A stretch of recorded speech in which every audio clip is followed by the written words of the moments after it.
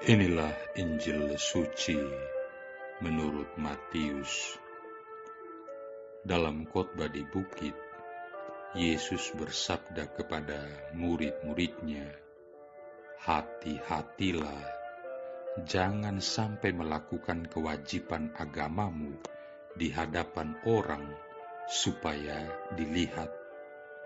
Karena jika demikian, kamu tidak beroleh upah dari Bapamu yang di surga.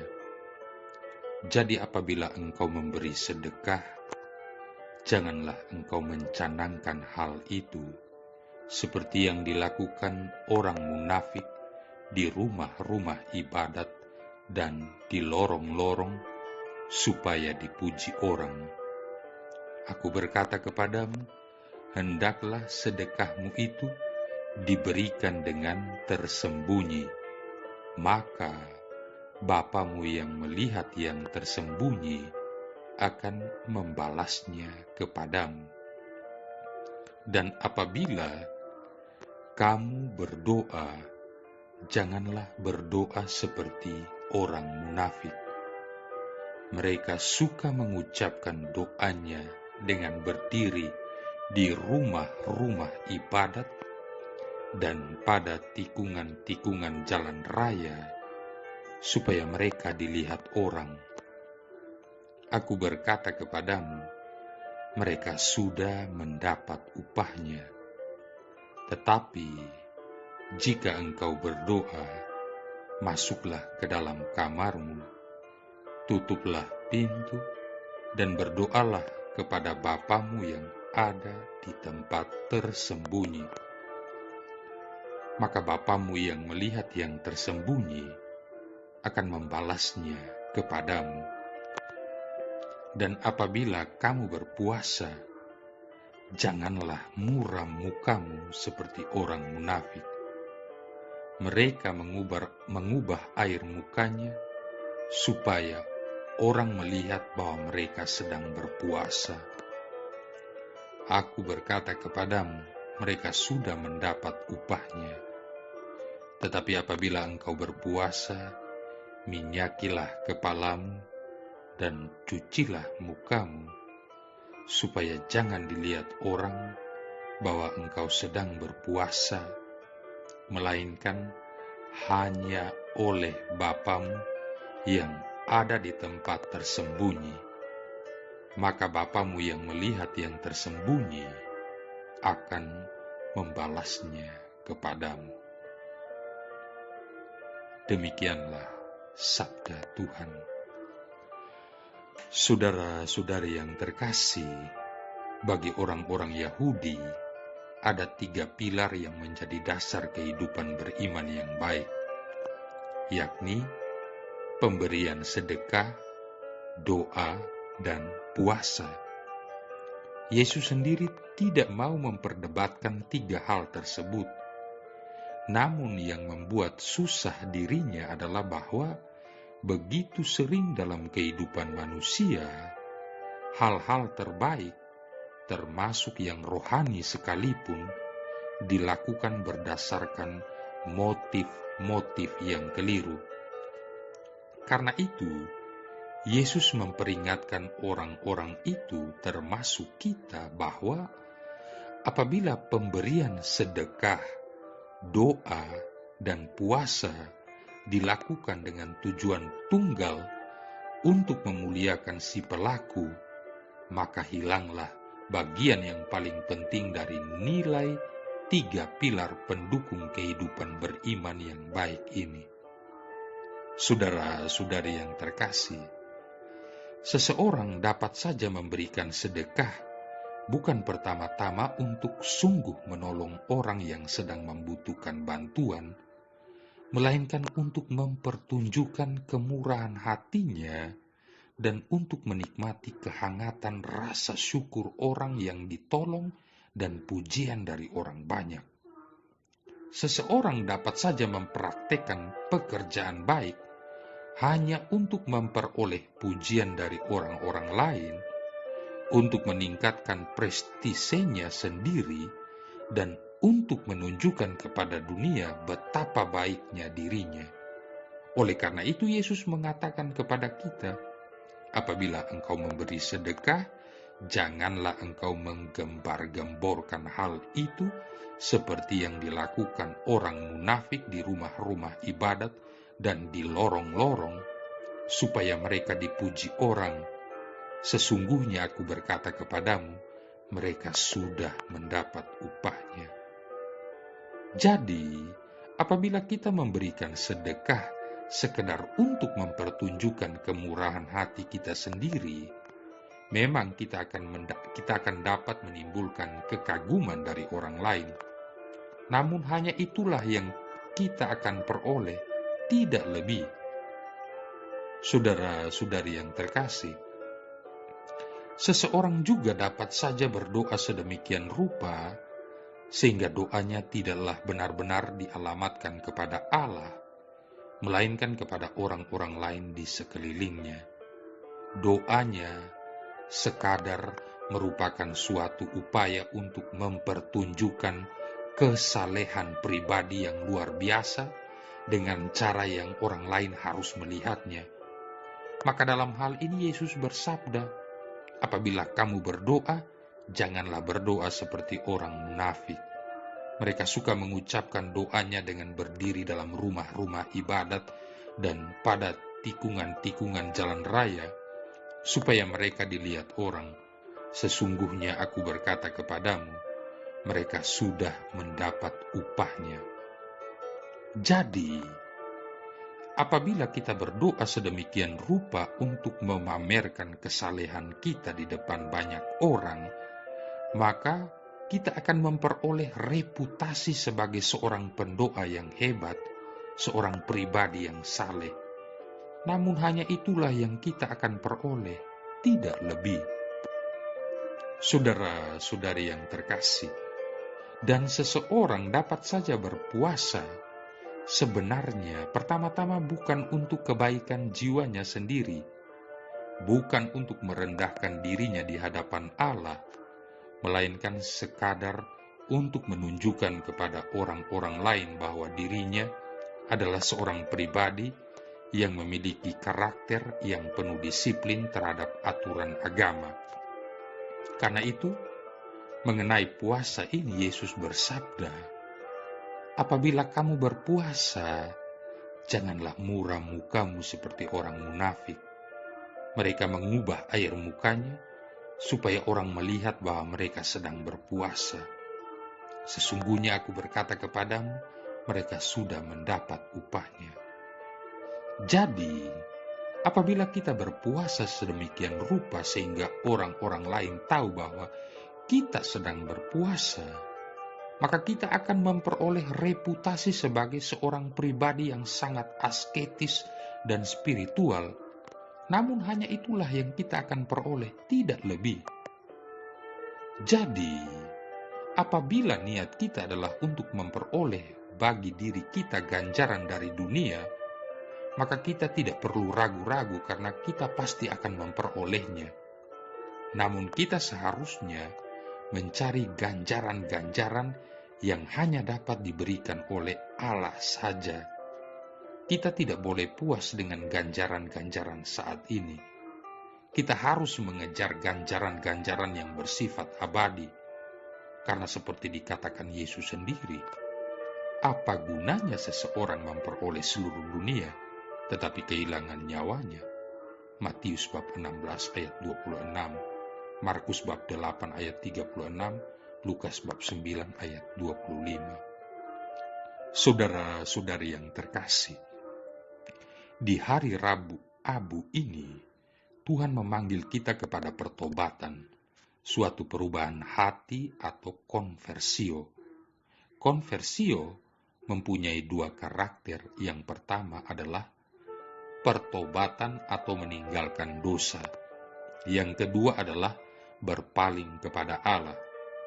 Kita meninggalkan kedosaan agar dapat berpaling serta kembali kepada Tuhan Allah, sehingga kita dapat melekatkan diri kita kepadanya, agar kita dapat dipersatukan dalam kasih dengan Tuhan dan sesama kita.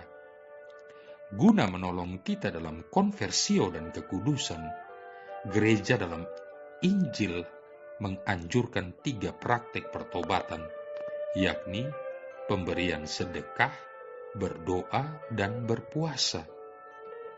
Puasa dan pantang adalah mengenai diri kita sendiri, yaitu mati terhadap diri kita sendiri, mati terhadap segala pemuasan indera-indera kita, menahan diri kita terhadap makanan agar menyadari bahwa makanan kita yang sesungguhnya adalah Allah sendiri, menyadari bahwa kita harus mewujudkan rasa lapar kita akan Sang Sabda yang hidup dan roti kehidupan. Sedangkan pemberian derma atau sedekah adalah mengenai orang-orang lain, yaitu mati terhadap keserakahan atau ketamakan, dorongan untuk menang sendiri dan memiliki sendiri, sehingga kita akan lebih berempati dan prihatin terhadap orang-orang kecil dan miskin. Dan berdoa adalah mengenai Allah, yaitu kita mengosongkan diri kita sehingga Yesus dapat masuk ke dalam diri kita. Berdoa adalah mendengarkan Allah yang adalah sumber segala kekudusan. Praktek-praktek pertobatan ini adalah instrumen-instrumen Allah untuk mengubah hati kita dan membuat kita menjadi pribadi-pribadi yang kudus. Saudara-saudari yang terkasih, Rabu abu dalam kitab suci, sejarah penggunaan abu dalam gereja. 40 hari sebelum Paskah, Gereja Katolik merayakan Rabu Abu. Pada hari Rabu Abu, orang Katolik punya tradisi menaruh abu di kepala. Umumnya, abu tersebut dioleskan di dahi, akan tetapi bisa juga ditaruh di ubun-ubun.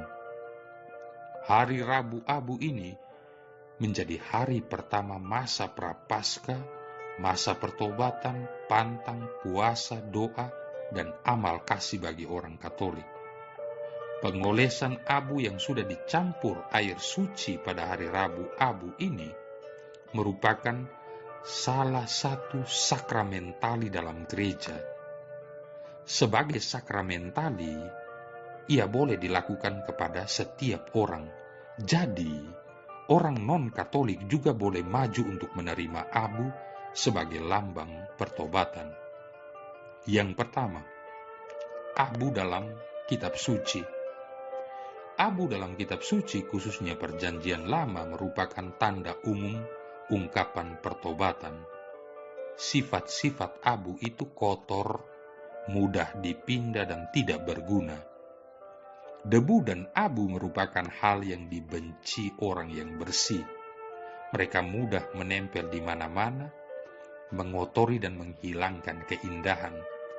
Namun debu dan abu itu mudah pula dibersihkan. Kumpulan debu dan abu mudah sekali buyar dan tercerai-berai dihembus angin. Selain itu, segala sesuatu kalau dibakar akan menjadi abu. Kalau sudah menjadi abu, segalanya tidak ada gunanya lagi. Dalam kitab Kejadian, dikatakan manusia diciptakan dari debu tanah. Kejadian bab 2 ayat 7. Itu sebelum roh Allah dihembuskan ke dalam manusia. Tanpa roh Allah, manusia hanyalah debu. Artinya, tanpa Allah, manusia itu tidak ada gunanya dan mudah diombang-ambingkan. Bahkan lebih daripada itu, tanpa Allah, manusia hanyalah kotoran. Tanpa Allah, manusia hanya bisa melakukan dosa. Kalau para nabi Perjanjian Lama menyinggung soal abu, mereka ingin mengingatkan umat Allah siapa sebenarnya manusia itu. Ketika Yeremia berseru, "Hai putri bangsaku, kenakanlah kain kabung dan berguling-gulinglah dalam debu." Yeremia bab 6 ayat 26. Ia ingin mengingatkan bangsanya bahwa untuk bertobat, merendahkan diri di hadapan Tuhan. Dengan berdosa, manusia telah menjadi begitu sombong, lupa bersyukur kepada Allah dan melakukan kehendaknya. Ketika orang-orang Niniwe mendengarkan berita penghukuman dari Allah melalui Nabi Yunus, mereka sadar dan percaya. Sebagai salah satu tanda pertobatan, Raja Niniwe mewakili rakyatnya duduk di abu. Yunus bab 3 ayat 6. Dengan demikian, ia mengakui kerendahannya dan mohon kemurahan hati Allah bagi kotanya. Daniel di tengah penderitaannya juga memohon kemurahan hati Allah dengan tanda abu. Daniel bab 9 ayat 3. Demikian pula sebelum berangkat berperang, orang-orang Makabe memohon berkat Tuhan, memasrahkan diri mereka serta menyatakan iman mereka kepadanya dengan menaburkan abu di atas kepala mereka. 1 Makabe bab 3 ayat 47. Ayub juga dikatakan duduk di abu ketika mengalami pencobaan yang besar. Ayub bab 2 ayat 8. Tindakannya ini merupakan tanda bahwa ia percaya kepada Tuhan. Segala sesuatu bagi Ayub adalah pemberian Tuhan. Tuhan yang memberi, Tuhan yang mengambil, terpujilah nama Tuhan. Ayub bab 1 ayat 21. Abu ialah lambang pertobatan. Namun Yesaya mengingatkan bahwa lambang saja tidaklah cukup. Yang paling penting ialah yang ditandakan, bukan tandanya. Pertobatan yang sungguh-sungguh akan tampak dalam kasih kepada Allah dan sesama. Yesaya bab 58 ayat 5-7. Abu sebagai tanda pertobatan dinyatakan jelas sekali oleh Yesus dalam Matius bab 11 ayat 21 dan Lukas bab 10 ayat 13. Celakalah engkau Korazim, celakalah engkau Betsaida, sebab jika di Tirus dan Sidon mujizat-mujizat besar terjadi seperti di tengah-tengahmu, mereka sudah lama bertobat dalam kain kabung dan abu. Terjemahan lain menghilangkan kata abu yang seharusnya ada. Saudara-saudari yang terkasih, yang kedua, sejarah penggunaan abu dalam gereja. Meskipun referensi dalam kitab suci untuk abu ini cukup banyak, penggunaan abu pada awal-awal sejarah gereja tidak banyak tercatat. Kemungkinan kebiasaan mengolesi abu pada dahi atau ubun-ubun baru dirayakan secara liturgis pada tahun 900-an. Sebelumnya, abu hanya digunakan sebagai suatu tanda para pentobat yang mau mengaku dosa. Baru pada awal abad ke-11 ada catatan yang menggambarkan pengolesan abu pada hari Rabu Abu sebelum memasuki masa Prapaskah. Akhirnya, pada akhir abad tersebut, Paus Urbanus II mentitahkan penggunaan abu secara umum pada hari tersebut. Hari tersebut dikenal sebagai Dies Cinerum, Hari Abu, dan akhirnya dikenal dengan Hari Rabu Abu. Menarik bahwa awalnya para klerus dan kaum pria menerima penaburan abu di atas kepala mereka, sementara itu kaum wanita menerima tanda salib abu di dahi mereka. Sekarang seperti yang kita ketahui bersama, semua menerima tanda salib abu di dahi. Baru pada abad ke-12 aturan bahwa abu harus terbuat dari cabang dan daun palma dari Minggu Palma tahun sebelumnya. Di beberapa paroki masih ada kebiasaan untuk mengumpulkan daun-daun tersebut dari semua umat untuk dibakar dalam upacara bersama sebelum masa Prapaskah dimulai. Rabu Abu adalah hari pertama masa Prapaskah yang menandai bahwa kita memasuki masa tobat 40 hari sebelum Paskah. Angka 40 selalu mempunyai makna rohani sebagai lamanya persiapan. Misalnya, Musa berpuasa 40 hari lamanya sebelum menerima 10 perintah Allah. Keluaran bab 34 ayat 28. Demikian pula Nabi Elia, 1 Raja-Raja bab 19 ayat 8. Tuhan Yesus sendiri juga berpuasa selama 40 hari 40 malam di padang gurun sebelum memulai pewartaannya. Matius bab 4 ayat 2. Yang ketiga, mengapa hari Rabu? Nah, Gereja Katolik menerapkan puasa ini selama 6 hari dalam seminggu. Hari Minggu tidak dihitung karena hari Minggu dianggap sebagai peringatan kebangkitan Tuhan. Maka puasa berlangsung selama 6 minggu ditambah 4 hari sehingga genap 40 hari. Dengan demikian, hari pertama puasa jatuh pada hari Rabu. Paskah terjadi hari Minggu, dikurangi 36 hari 6 minggu, lalu dikurangi lagi 4 hari, dihitung mundur, jatuh pada hari Rabu. Jadi penentuan awal masa Prapaskah pada hari Rabu disebabkan karena perhitungan 40 hari sebelum hari Minggu Paskah tanpa menghitung hari Minggu. Marilah berdoa. Allah Bapa yang Maha Rahim, tolonglah kami untuk memulai masa tobat kami. Semoga pantang dan puasa yang akan kami jalani membawa kami pada pertobatan sejati, yaitu semakin mengarahkan hidup kami kepadamu. Dengan pengantaran Kristus Putramu Tuhan kami, yang hidup dan berkuasa bersama Engkau dan Roh Kudus, satu Allah sepanjang segala masa. Tuhan memberkati kita sekalian, Bapa, Putra, dan Roh Kudus.